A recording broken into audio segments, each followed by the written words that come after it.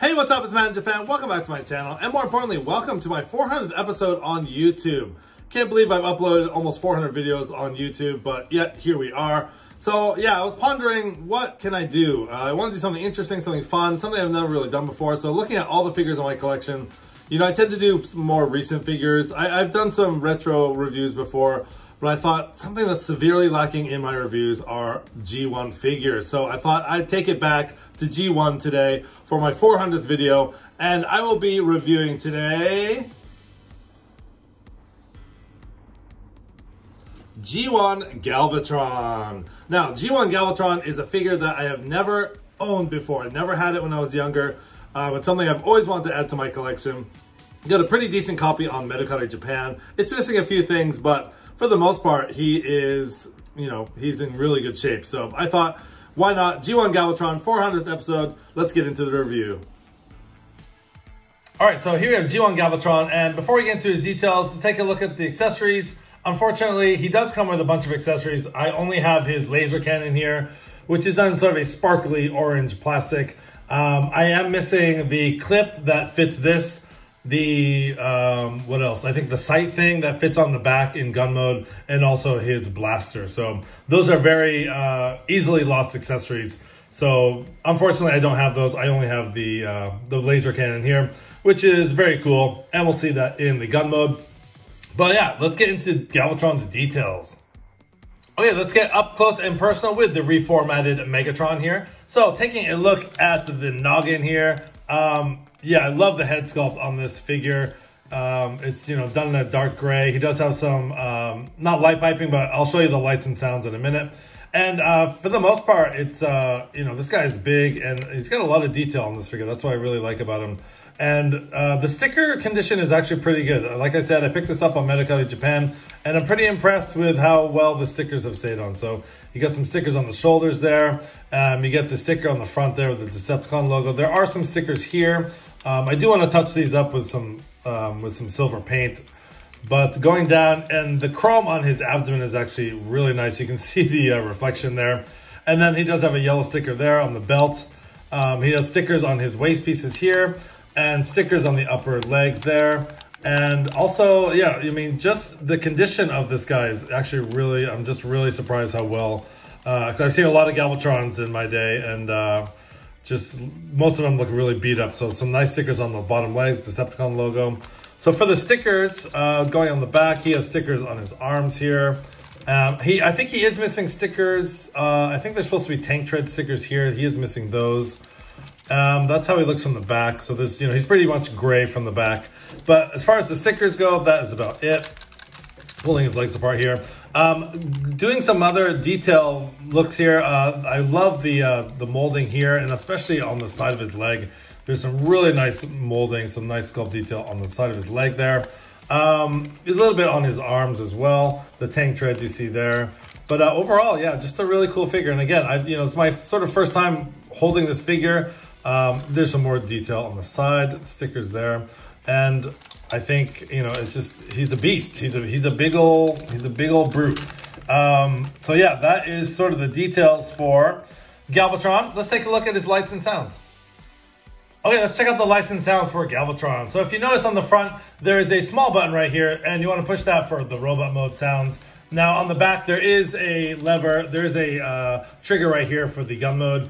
That does the exact same thing, same sounds and everything. And there's a switch on the back. There are 3 settings. So this is the far right setting. And yeah, not so bad. It's like a typical 80s laser gun type noise. Annoying, but not that bad. It's very, you know, I don't mind it so much. Now, the middle sound is the one that, oh my God, this is that high pitched, just squeaky. That would just drive me crazy. And I'm sure kids in the 80s drove their parents crazy with that sound.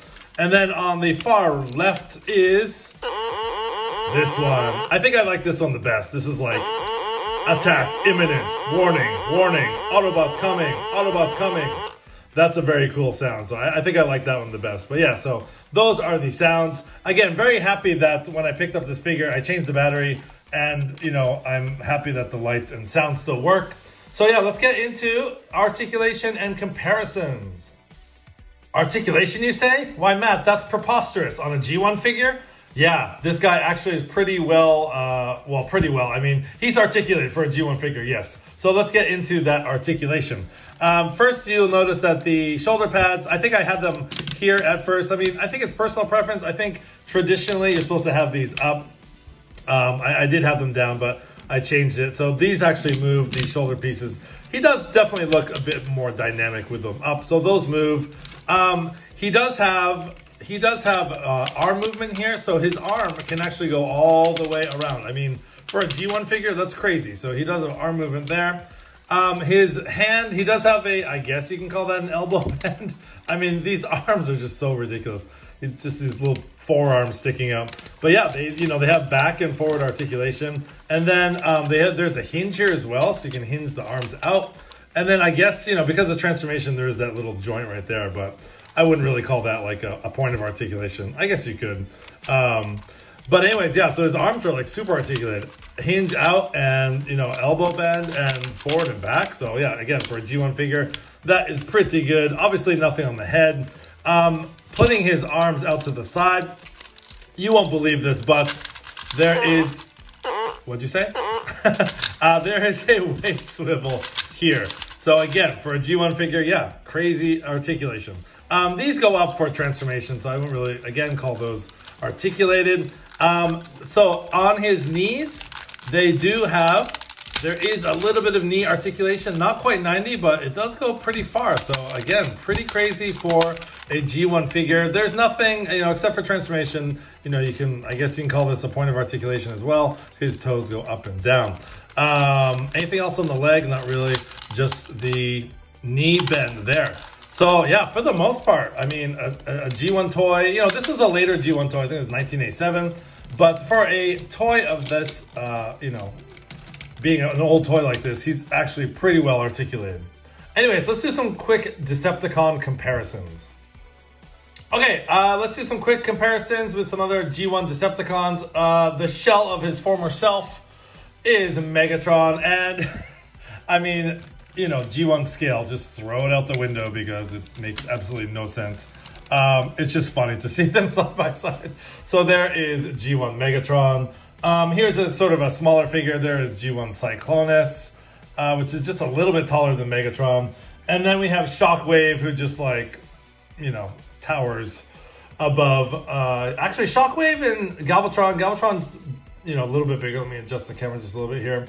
Galvatron's a little bit taller, but yeah, I think Shockwave and Galvatron are, they scale well together. But yeah, the Megatron and Cyclonus, I mean, Megatron is just he's so tiny compared to his future self. And one last comparison here. This is the Generation Selects Toy Accurate Galvatron from the War for Cybertron series. And I just put these stickers on, just got this figure recently, just put the stickers on last night. And yeah, I really love how they emulate the G1 figure. So just getting up real close, just a quick look at this guy. I love the chrome. He's got chrome stickers on his helmet there. He's got shoulder stickers, red stickers here. I changed the Decepticon logo there. And I just love the stickers on the side here that really emulate the side stickers on the original figure. And going down, I mean, right down to the sort of the chrome, the really shiny chrome stickers for his abdomen. So I think this set is really cool. I actually like this a lot better than the original Galvatron that they came out with. So yeah, I think the Toy Accurate Galvatron is a very nice comparison here. So let's get into G1 Galvatron's alt mode. Okay, let's get G1 Galvatron transformed. As you would expect, he's a G1 transformer, pretty simple transformation. But actually, I really enjoy this transformation. So we'll start with the arms here as he leans back. You want to just pull the arms out, and then you want to take these arms and just sort of bend them backwards, and that will allow it to fit inside that cavity there. And then this will expose a peg right here. So we're going to take the tank tread down here and flip it around, and then that peg will slot into this hole right here. So you want to just do that, and that'll peg inside there. It's a little bit loose there, so same thing on the other side. Take this out, bend the elbow back. That'll allow the room to fit inside there. That peg will be exposed. Flip that around, and then you want to peg that in like that.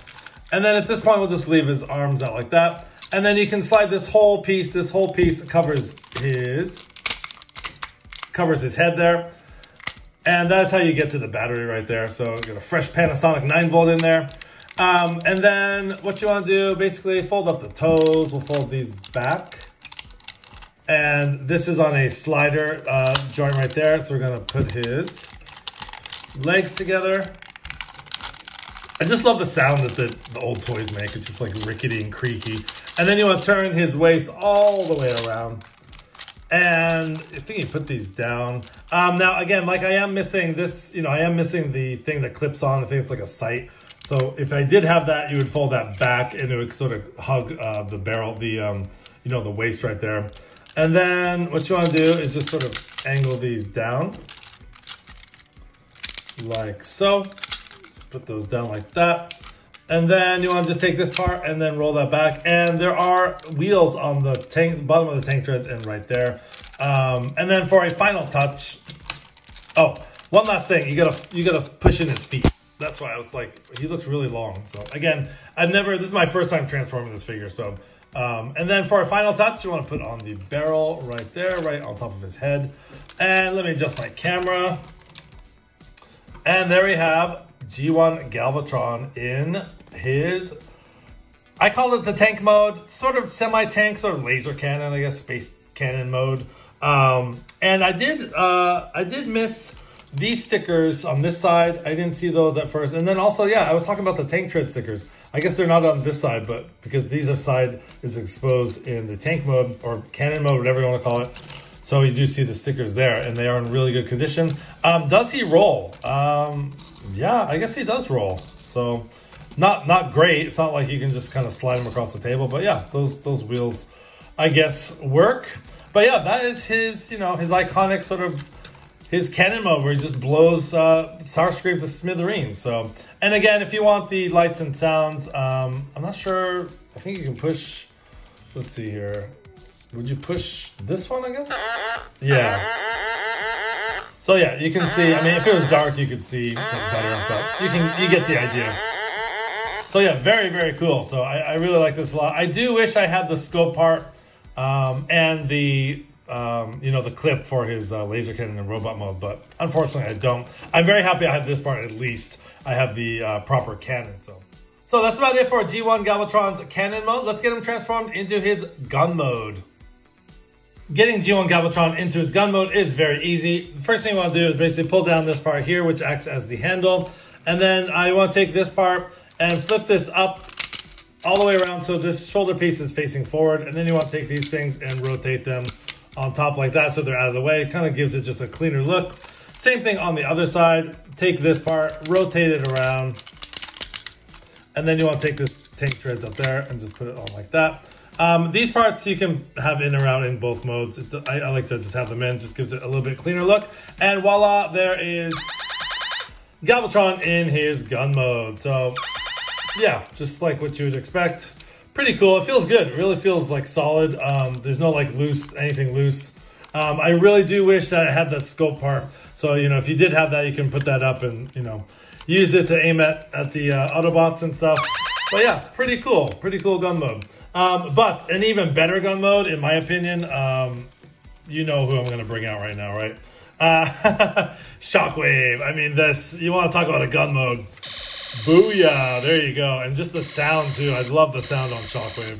So, I'm not sure I can do a comparison here in gun mode. Let's see here, I can kind of put him like that. Let me just raise my camera up a little bit.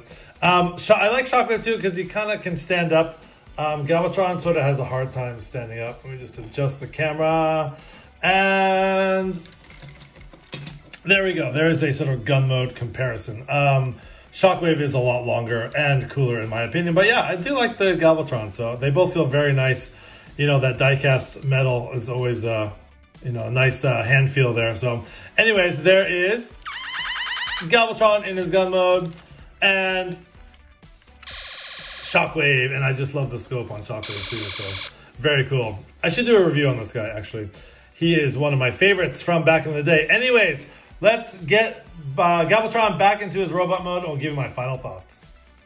So that concludes my review on G1 Galvatron. Hope you guys enjoyed it. It's been a hot minute since I reviewed a G1 figure, but I think this is probably one of my new favorite G1 figures. So much playability. There's just a lot going on. I mean, you got the gun mode, you got the cannon mode, you got some points of articulation, you got some really nice detail lights and sounds. I mean, the playability for this guy is absolutely off the hook.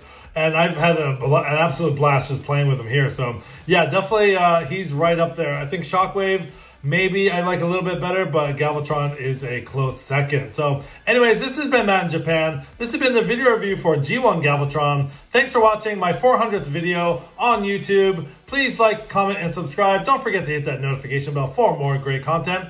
And as always, till all are one.